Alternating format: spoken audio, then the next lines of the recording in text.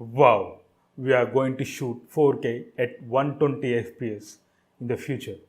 Yes, Sony వాళ్ళు 7S2కి సక్సెసర్గా 7S3ని ఈ 28కి రిలీజ్ చేయబోతున్నారు. సో ఇందులో రూమర్స్ ప్రకారం 4K 120 FPS వరకు రికార్డ్ చేసుకోవచ్చు అండ్ ఫుల్ హెచ్డి 240 FPS వరకు రికార్డ్ చేసుకోవచ్చు. సో ఇది నిజమవుతే మనం స్లో మోషన్ వీడియోస్ ఇంకా బెటర్గా ఫుల్ రెజల్యూషన్లో హై రెజల్యూషన్ క్వాలిటీలో మనం వీడియో అయితే తీయచ్చు. So before going to details, this is Vamsi Krishna. Welcome to Vamsi tech photography channel.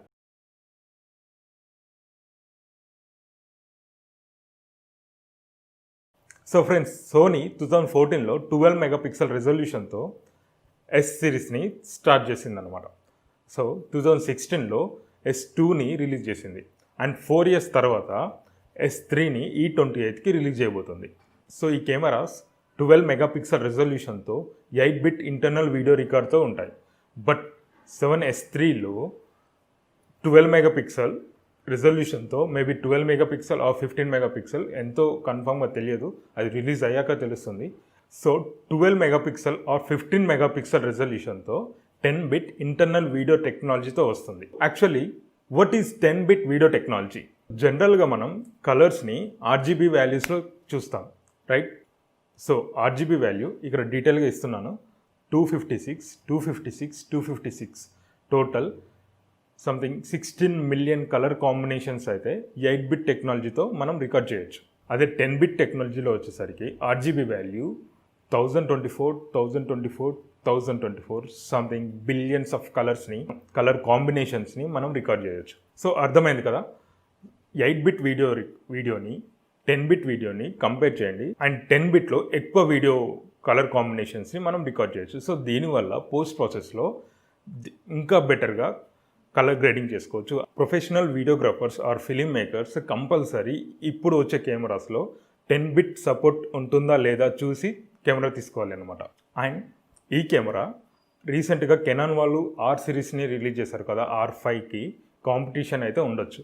Yeah, and R5 అంటే గుర్తొచ్చింది, నేను లాస్ట్ వీడియోలో R5 అండ్ R6ని కంపేర్ చేస్తే ఒక వీడియో చేస్తా అని చెప్పాను కదా.